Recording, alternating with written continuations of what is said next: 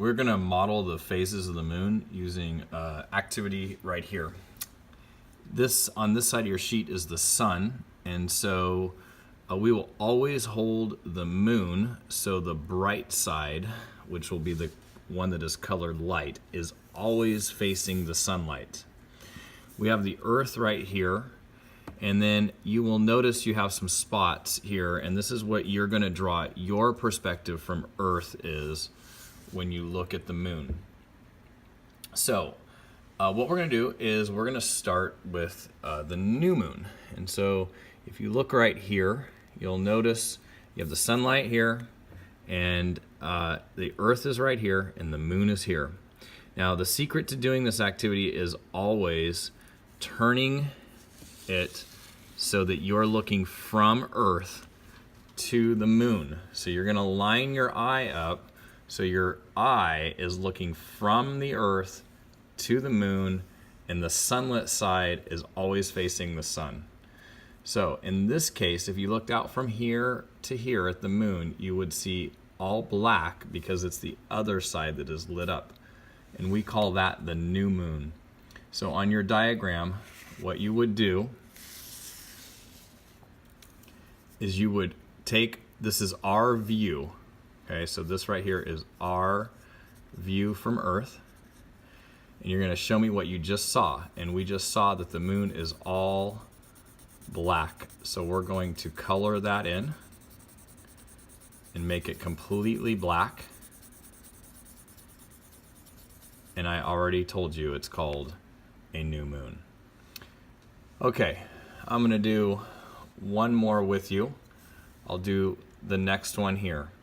So again, you're going to want to orientate it so the sunlight side is always facing the sunlight over here.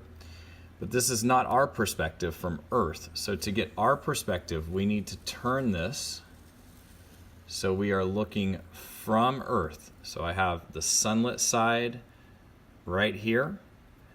We are going to look directly from Earth. You're going to get at eye level when you do that.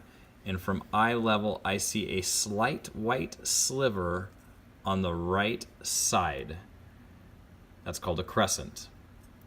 So I'm going to move this back, and I'm going to draw what I saw. So this little sliver on the right side was lit up. So I'm going to label that light.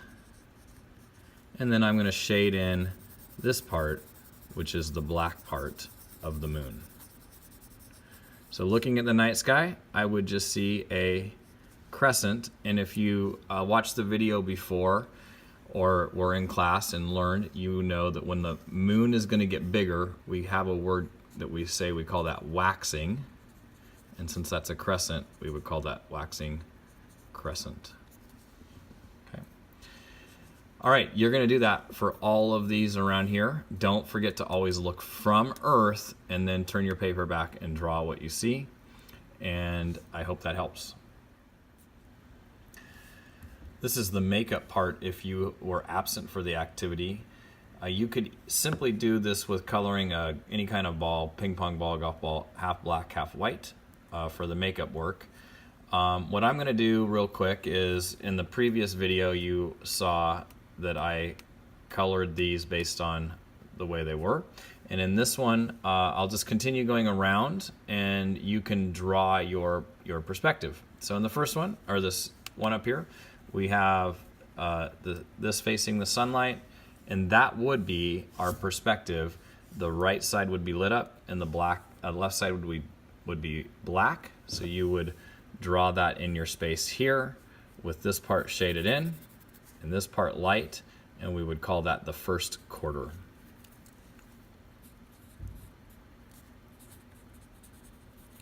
And we continue around, always keeping this facing the sunlight. We're going to go from the Earth's perspective. So from now, I'm not going to draw anymore. I'm just going to let that sit there in the correct way. You can look at the camera and see what you would see and draw that in. Pause the video if you need to. You'll see that the right side is lit up and the left side is black, and the lit up side is much more than half. And that's a waxing gibbous. And we'll move on over to the 180 degrees over here. And that's what you would see right there. And it's only half the moon that's lit up, but we see the full half, so we call that a full moon. Continuing over. Now you'll notice that the moon is getting smaller now, and the left side is lit up and the right side is slightly dark. And again, this is a gibbous shape, but it's getting smaller, so we call it a waning gibbous. And then over here, again, we're at sometimes people call this a half moon, and the half that's lit up would be the left, and the half that you can't see is on the right. But in science, we call that the third quarter because it's 3/4 away around its circle. And then finally right here, make sure I'm orientating it correctly towards the sun. And now we have just a sliver of white on the left side, and we would call that a waning crescent. And you could draw that in for your 45 on the bottom there. I hope that helps.